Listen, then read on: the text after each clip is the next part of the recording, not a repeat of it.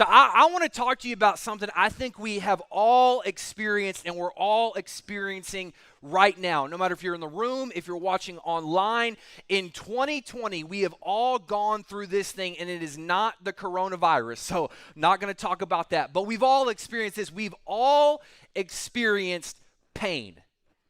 How many of you in the last couple of months, over the last 6 months, whatever it may be, or maybe even the last couple of years, you have experienced pain? You've experienced relational pain. You've experienced the pain of not knowing what the future looks like. You've experienced job loss. You've maybe had a crisis of faith. You're not really sure what's going to happen. God, why are you sending all these things into my life? God, I am feeling a little bit of pain right now. And I know we've all been feeling it, so don't worry. You don't got to shout me down. Remember, online, they're shouting me down right now. I know they are. But all of us have experienced this pain. And I'm afraid sometimes we can come into church and we can go through the motions and we can act like we're blessed and highly flavored. That's why I used to say highly flavored. We can do all those things and we can say the cliches and we can go through all the things and still walk out carrying pain. Still walk out feeling that was great, that excited me, but I'm still going through some pain. How many of you've had some painful things happen in your life? Like, not real pain, but I'm talking about like hurt yourself painful. That was me growing up. Anybody that kid, you just hurt yourself all the time. I flipped four-wheelers, dirt bikes. I've got scars on my ankles from when I was riding a little dirt bike with no shoes, just swim trunks on. And just got out of the pool, didn't dry off, hopped on my dirt. Yeah, it was great. It was super safe. Hurt myself. You know, I was always messing myself up. One time I was in the Smoky Mountains in Gatlinburg, Tennessee. Shout out. That's where like southern people go. That's like about as far north as we go to experience the snow. And I'm on my Razor scooter. Shout out early 2000s, little chubby Alex. And I got my Old Navy Husky jeans on. And I'm like, I'm about to bomb this hill because, like, I'm a skateboarder. I'm extreme. I got my spiked hair, and I'm about to do this. So I go down this hill, and I crash, and I still have scars on my arms from where I slid on the little jagged rocks. It ripped my best Husky Old Navy jeans. And, I mean, it was before rips were cool, so I couldn't, like, wear them, you know, and be like, oh, check out this rip right here. But we all go through pain. I experience pain, and what I've found is some of us, we learn from pain faster than others. So some of us, we do something painful one time, and we learn, and we don't do it again. I am not one of those people. So just a few weeks ago, I was making a gourmet frozen pizza in our oven, and it was on a cookie sheet. And I'm so hungry, and I've been baking it, and so it's in there, and it smells good, and so I'm ready to take it out. And I'm of course I don't get an oven mitt because, like, come on. I mean, look at this guy. I mean, I'm tough. Come on. So I grabbed like the little paper thin little whatever cheesecloth towel we have thing. I don't understand what it is. So I grabbed that, and instantly I burned my hand. And like, for real burn, like melt the skin off. You can come look at the scars after church. And it was on my Instagram. You may not follow me. It's at Alex Suber. You don't have to, but if you want to. And so I burnt myself, and I throw it down. And, of course, I didn't say anything unholy. I just said, thank you, Jesus, for this burn. I appreciate that in Jesus' name.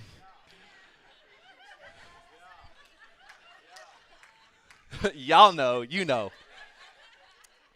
But you would think that we would learn from touching things. Because like my whole life, I've been touching hot things and it's been burning me. When I was like 2 years old, there was a hot iron and I loved irons and I pulled on the cord and it landed right here. Again, you can see the scar. I'm not trying to brag, but I got a lot of scars. And there's a scar right here from where it just melted my skin. So you would think, don't touch hot stuff, right? No. And so the reason we have pain indicators in our body and the reason that it sends signals to our brain is when you experience pain, you're supposed to learn not to do that again.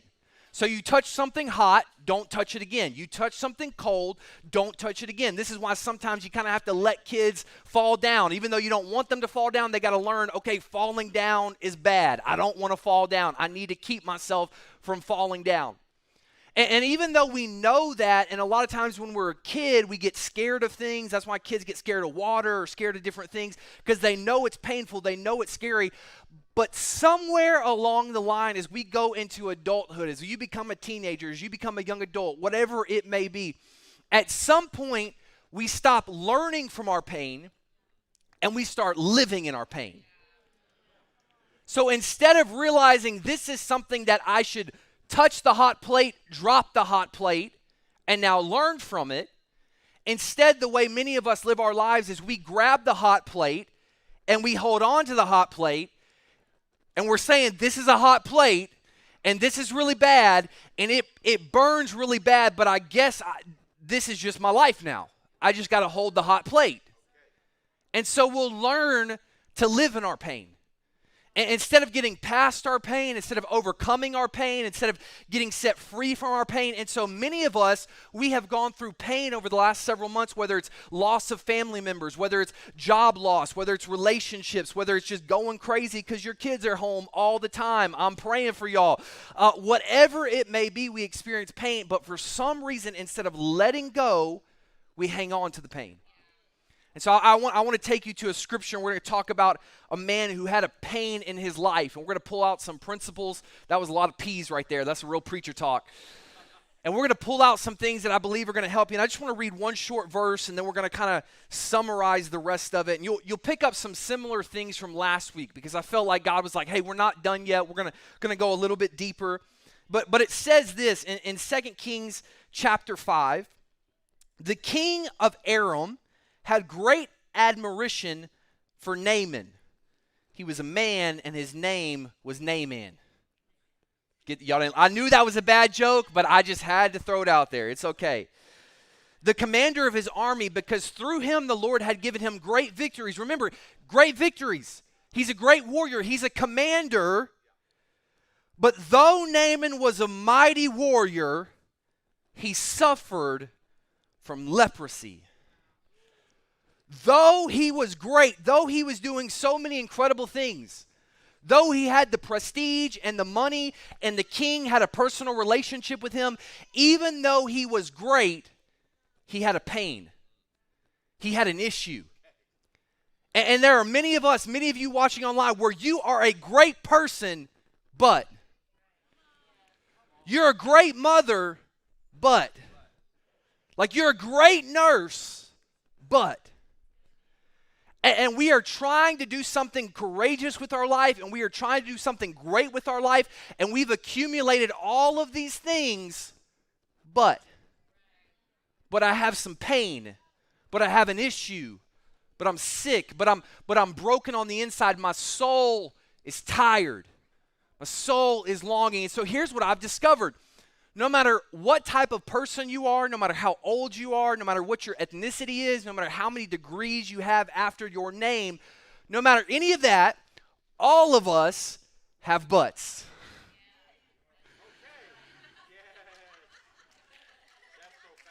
No matter how smart you are, no matter how much you've accomplished in life, we all have butts.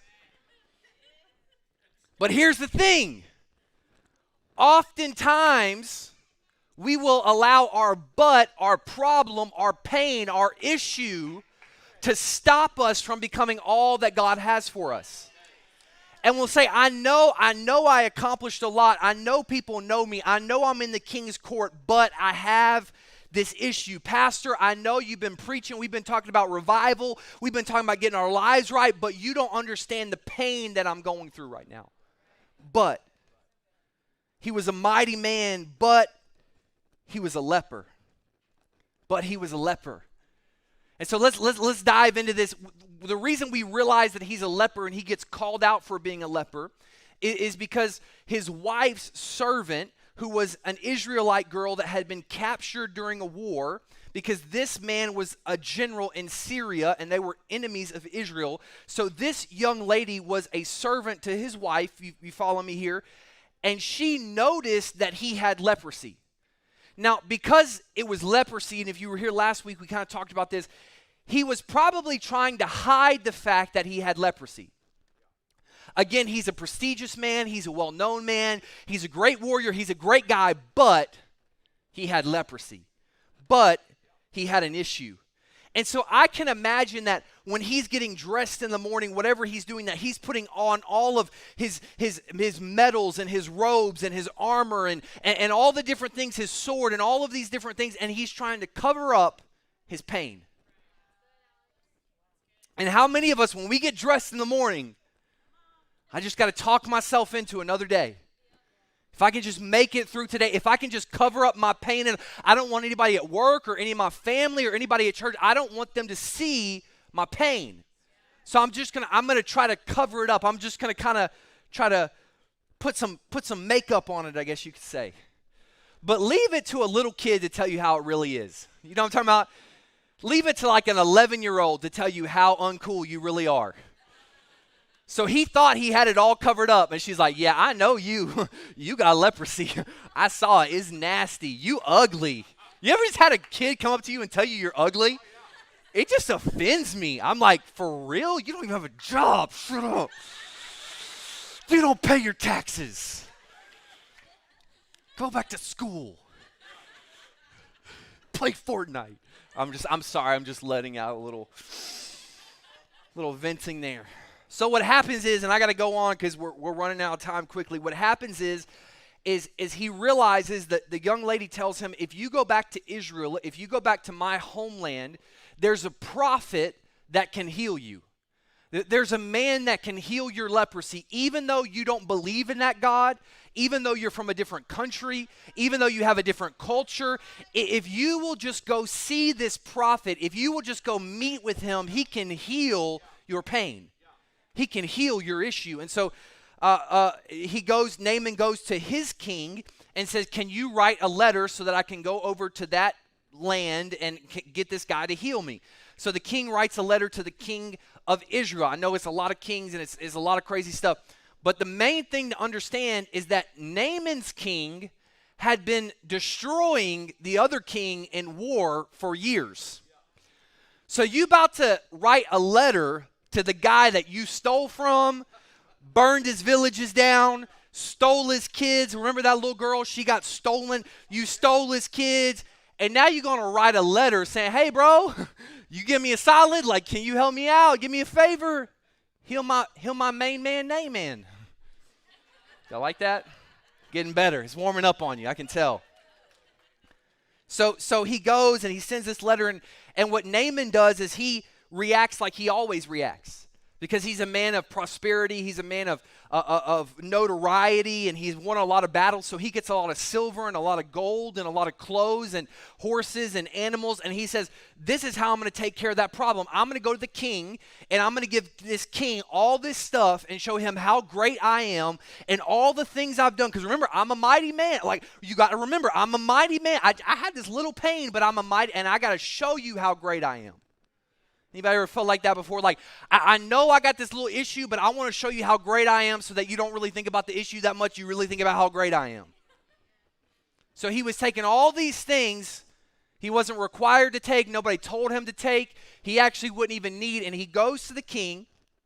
He's like, hey, king, I know we were just here a couple months ago and I burned down your castle, but what's up, man? Hey, dude, can you heal me? And remember, the girl said, go to the prophet. She didn't say go to the king. But Naaman, because of the mindset that he had and the worldview that he had, he said, well, I'm not going to go to the prophet. I'm going to go straight to the king. Because, see, I'm a great man. I'm a mighty man. And see, the way I take care of things is I go to the guy that's in charge. And I'm going to bring all my money, and I'm going to bring all my silver, and I'm going to get this done. I'm going to take care of this issue. Some of you in here, maybe some of you guys, that's how I don't need nobody's help. I'm going to take care of I know how to take care of this.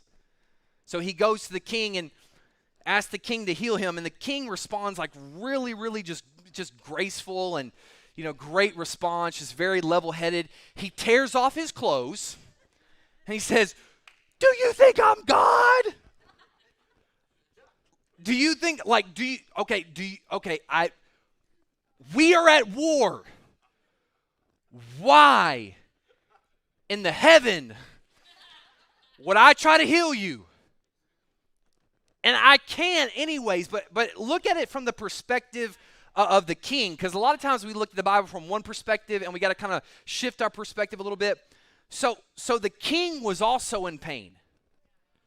See, because the king had been defeated, the king had been stolen from, the king had been conquered, and now the person that was the person that caused his pain, the person that hurt him, is now in front of him. And so many times we have people that come to us and maybe they don't even remember that they hurt you. They don't even remember the pain they caused you. They don't even remember, and they come to you and they're acting like everything's fine. Naaman, he was acting like everything's fine. I need a miracle. Heal my leprosy. You can do it. I heard this news that you can do it. And the king is remembering every tragedy that had happened, all the heartbreak that had happened, all the lives that had been lost. So he was also in pain, and what caused him to have this outburst is he didn't know what to do with the guy that was in front of him. He didn't know what to do with the pain. So he just ripped his clothes, and he's like, am I God? How many of you in this past season, you've felt like that, where you're just like, how am I supposed to handle this all? God, you must think I'm really great because you're putting all this on me, and I don't understand how you think I can manage all of this. Like at first, it was the quarantine, then it was the mask, now it's the homeschooling, and it's also 114,000 degrees outside, and every time I go outside, my face melts, and I can't handle this anymore. By the way, we're cutting your hours at work. And you know, the unemployment ran out. And I don't know what to do. So I just rip my clothes and I run away. Because that's what the king did. He ripped his clothes and he just disappeared. I don't know how to handle the pain, so I'm just going to have an outburst and I'm just going to kind of disappear instead of addressing my pain, instead of working through my pain. I don't know how to handle it. And then back to Naaman's point of view, I think the mistake that Naaman made was Naaman put expectations on someone that could never meet those expectations. So talk about relationship issues. This could be a whole nother sermon, but one of the reasons that basically every relationship issue happens is because you put expectations on someone else and they were never meant to actually fulfill those expectations. And so we are expecting a person to do what only God can do. Only God, through the prophet, could heal him. Because see, even the girl got it wrong. It wasn't the prophet that was going to heal him. It was God through the prophet. But he was putting the expectations of, well, you're a king, you're the man in charge, so you need to heal me. And how often do we have a person in our life where we are putting expectations on them that only God can fulfill? And so then it causes us to get into even more pain because we said, I've gone this whole trip. I've done all this. We've been on all these dates. I've been through all these interviews. I've done all these things, and you still failed me. And it's just pain. Just causes pain. And then the prophet hears about it. So we're about to get to the good part. I know it's like, man, this is real depressing, Pastor. So the prophet hears about it. He hears about the king being in distress. And so he says, send him to me. Send Naaman to me. And so Naaman packs up all his stuff, all his horses and donkeys and camels or whatever, all of his gold, all these different, I'm talking about like millions of dollars worth of stuff in today's currency. He's going to see the prophet. And he gets to the prophet's doorstep and he stops. Because the prophet wasn't there to meet him. And I can imagine that he started to think, I've been on this long journey. I've come this far, but I'm still not quite there. Because remember, he had leprosy, so this journey, like he wasn't riding in a caddy, he wasn't flying a Gulfstream. He's riding a horse. He's in like a wagon, a carriage. So it was physically painful, and not only was it physically painful, but it was emotionally painful for him because he was having to expose himself to people, And he was having to reveal, yeah, I'm this great man, but maybe I'm not as great as you thought I was. And so there's physical pain, there's emotional pain, there's mental pain. Anybody feel like you've been living through that the last little bit? There's a lot of pain. So he arrives and he'd come a long way. He was so close. So close. Like, you ever been so close to something before? Like you almost made it. You almost got that passing grade. You almost got that job. You almost made it to the restaurant before they closed. Come on, that's my real problem. Especially with all these COVID hours. I'm like, y'all closing at 4:30 in the afternoon? Like, what? I got money right here. Like, let's make this happen. But you get so close, but you're just still in pain. I've gone to church, and I've gone to a connect group, and I read my Bible, and I tried to and I was so close, but I'm still feeling the pain. Why has the pain not gone away? I thought I could fix it on my own. I thought I could do things my way with money and prestige and by going to the right people and knowing the right people and going to the right place. Come on, somebody. And I thought I could do it, but I'm still in pain. Still in pain. So Elisha does something really, really cool. Naaman is standing at his door. And Elisha, instead of getting up, instead of going to greet him, instead of going to see this great man, you're so cool, he sends his servant and says, I want you to go tell him if he goes and dips himself in the Jordan River 7 times, he'll be cleansed. So the servant goes out and tells Naaman this, and the big guy, the important guy, the mighty guy, the guy that had all this prestige, was a little upset. Because I came all this way to see this prophet, and he can't get out of his lazy boy and come and shake my hand. And the Bible actually says, if you read through it, he gets mad and he says the prophet needs to come out and he needs to wave his hand and he needs to pray to the Lord his God, not my God, his God. He needs to wave his hand and then I'll be healed. Have you ever thought about before people that don't even believe in God trying to tell God how he should operate? Like people that never even been to church trying to tell the church how it should operate. This guy don't even believe in the prophet, and he's saying you got to come out here like a princess and wave your hand and pray to the Lord your God and sprinkle some fairy dust, and then I can be cleansed. Because see, I'm used to getting things my way, and I don't care the way that you want to do it. I want you to do it how I want to do it. See, I'm in pain right now, and I want you to take away the pain the way I want you to take away the pain. The problem is you don't get to pick. You don't get to pick the process that you go through. So he was suffering pain from exposure, and then again he suffers from the pain of disappointment. He's feeling physical pain. He's feeling the pain of being exposed and people not realizing how great he really is. Because remember, he's a great guy, really great guy, got lots of Instagram followers, got the blue check, like he's a great guy. But now he's suffering disappointment.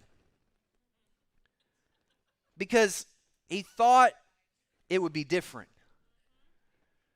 You ever been in a hard situation before and you thought it would be different? I thought 2020 was going to be different. I thought this relationship was going to be different. I thought this job was going to be different. I thought this series was going to be different. I thought this Sunday was going to be different. I thought this past weekend was going to, I thought it was going to be different, but I'm disappointed. And I'm still living in my pain. And I'm still living in my issues. I thought it would be different. Because see, he was not only dealing with the issue of leprosy, I think the bigger issue that he was dealing with and what God was really concerned about working out was not so much what was on the outside, not so much the leprosy, but it was the pride that was on the inside.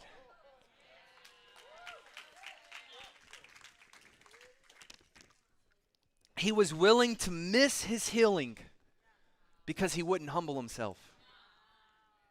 And how many times do we go through pain, we go through heartache, we go through all these different things, and we know the way to get better.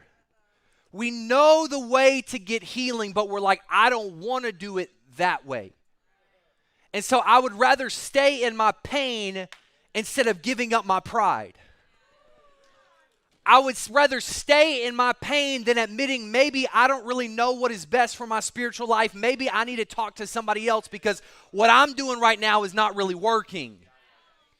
I would rather admit to somebody, maybe I'm not the best husband and we need to get some counseling. I would rather not admit that than give up my pride. Because see, I'm a great man. People know me. And if they see me do this lowly thing, now if the king would have healed me, I could have gone back and be like, yeah, the king himself anointed me with the oil of God. And it was great. We got a selfie together. But Elisha doesn't even honor him enough to come outside. He just says, okay, servant, you can just, go tell him, dip down in the water 7 times. So what happens is Naaman obviously gets upset, says, I'm not going to do that. The Bible actually says that he went off in a rage. Anybody ever been corrected before? Or you heard something in church before? Maybe right now I can tell the way some of you looking at me and you're like, I don't want to do that. And so you just go off. I'm going to just go off. So he leaves and then he gets together. We don't know how long after, if it was immediately or if it was a little bit after. And some of his servants, some of his companions, they come around him. And the Bible doesn't say this, but I imagine they were at an Oasis Connect group. 7:30 p.m. on Zoom on Thursday nights. With Matt Willie. And Matt Willie was there and he's like, man, we got to talk about this issue. Naaman, like something's wrong today. Why are you so upset? Because it didn't turn out the way I thought it would. He wants me to go to the Jordan, like the Jordan? Okay, all y'all talk about, I want to be baptized in the Jordan like Jesus. Have you seen that river? It's nasty. It's not like Aquafina, Fiji water or something. It's nasty. And so what he says is, he said, can I not go to one of the rivers in my homeland? Because our rivers are way better than any river over here. Again, the way I want to do things is way better than anything over here. I know I could get past my pain. I know I could get over my heartbreak. I know I could overcome this sin, this addiction. I know I could get over it, but I really just want to do it over here because water is a lot better over here. It's tasty. You can drink it. It's great because I want to do things my way. And as the worship team's coming, I can imagine the group of men that are around Naaman, again, at their Connect group. If you're not in one, you need to get in one. And they say, Naaman, I imagine if he would have told you something hard, you would have done it. He says, of course, because I'm a great man. And I need things to be great. Because I need a solution that's going to match my status. See, I need something as extravagant as I am to bring healing into my life. See, devotional in the morning, that's not good enough for me. Joining a group, that's just too easy. I need the real stuff. Where's the real stuff, Pastor? When are we going to have real church? When are we going to do this for real? So if it was harder, you're saying you would do it. He's like, of course. So, you dumb. That's what his friends told him. It's in the Greek. If you look in there, that's actually what the Greek says. You dumb. Go to the river and dunk yourself. And I'm saying all this, guys, I know coming down to the end, I wanted to be, because I know all of us are going through pain. All of us have issues right now. I know without a shadow of a doubt there is something in your life right now that you want to leave behind. You want to wash away. You want it to be over. You want it to be fixed. You want it to be reconciled. You don't want to talk about it anymore. You don't want to get any more counseling. You don't want to have to bring it up anymore. You don't want to have to put it on the job application anymore. You just want to leave that behind you. And so he goes down to the Jordan, and again, he's exposed even more because he wanted to just slip in, go to the palace with all the cool people, with all the high up people, and just kind of get his healing and then slip back over to his hometown. And now he's down in the Jordan with the regular folks. They just washing their clothes and getting dirty water to drink from. And here comes this dude with all his clothes and his money, and what is he doing here? But was he willing to humble himself enough to get his healing? Was he willing to do whatever it took? And so he goes in and he starts to dip down. Because remember, he says, got to dip 7 times. 7 times. And I can imagine when he first started, and maybe this is how some of you are today, maybe some of you watching online. He's like, I'm going to just go down there and show them how dumb this is and how this isn't going to work for my life. I'm going to go to church. I'm going to try this thing. I'm going to dip a couple times, and I'm going to just show them how it doesn't really work. And then I'm going to go back home, and I'm going to just live this same cycle over and over and over. Where I go back and I put on my armor and I put on my medals and I put on all my stuff to cover up the pain that is inside of me. So he begins to dip. And I can imagine his friends are pushing him, and they're telling him, you can do it. Come on, one more, come on.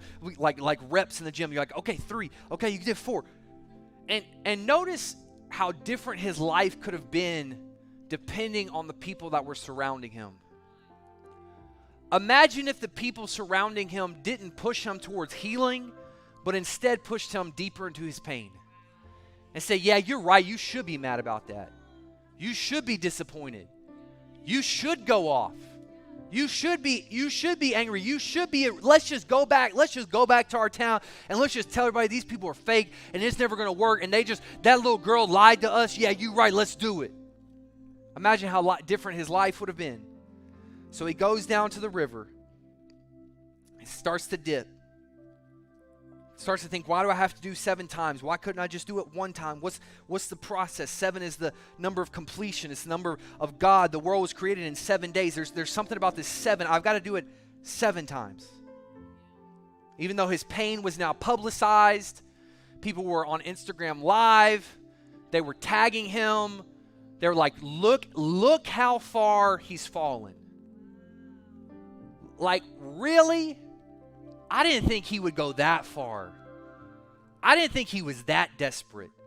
I didn't think that he would show up to a little church in the middle of COVID. I didn't think he was that desperate. I didn't think he would wake up at 10 o'clock in the morning and pull open my phone and lay in the bed because I'm in so much pain. I'm just trying to get some relief. I didn't think that they were that desperate. So his pain is now public. He's been disappointed. He's been put in public. And he had to take off his armor. This is what I thought was so crazy. Up until this point, he could have concealed his pain. Up until this point in the king's house, at the prophet, he could have kept it all covered up. But at some point, he had to take off his armor and take off his robes and take off all the things that were covering him up, and he had to say, I'm exposed now. And maybe in this season you're in pain and your pain has been out in public, but can I ask you this? Are you willing to show your pain, or do you want to keep up appearances? Do you want to just try to muscle through the rest of 2020?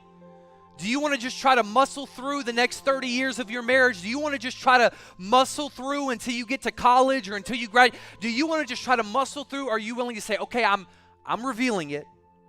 I'm showing it. Because this is what happens when you go public with your pain, it no longer has power over you. When you go public with your pain, it no longer has power over you. Because before, people were like, did you hear? Did you hear he had leprosy? Did you hear? And now he said, I'm all out here now. You don't have any power over me. And so that thing that's like, well, what if people find out you went there? What if people find out you did that? You better not expose yourself. Because if you expose yourself, they're going to treat you differently. And if you really show who you really are, and if you really show the pain that you're going through, and if you then people aren't going to love you anymore, and you need to cover that up. You need to hide that. He said, no, I'm taking away the power from my pain. I'm going to expose myself. I'm going to give up my pride. I'm going to give up my appearances. I'm going to give up everything, and I'm going to start to dip down in this water. And I can imagine he started to dip down once. Probably nothing happened. Maybe you came to church once and nothing happened.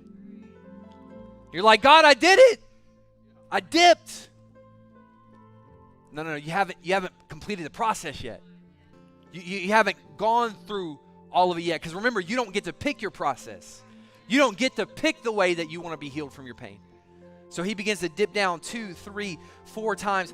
And I wonder if while he was sitting there, if he started to think, man, I look like a fool. I thought this was going to work. I came all this way. I'm in pain. And how many of us have thought that? I've come all this way. I've done all this. I've come to church. I've listened to this preacher and his bad jokes. And I've done all these things. And it's still painful. But will you stay consistent in the process even when you don't have proof of the healing? Because see, some of you are on dip 3 or dip 4 or dip 5 or dip 6, and you're so close and you feel like you are about to give up. Somebody online right now, you are at the end of your rope and you said, I can't go anymore in 2020. I've read all the books, I've prayed, I've gone to a group, I've gotten involved, and I can't dip anymore. But can you stay in the process just a little bit longer? Come on, as we all stand together in this place, I just want to ask you, can you stay in this process a little bit longer? Because here's what I want to tell you about pain, and this is the whole message just wrapped up for you, just nice and tight. When you're in pain, come on, anybody in pain? When you're in pain, lean into God's process, and then you'll see the promise. See, we don't get the promise before the process. We get it in the middle of the process.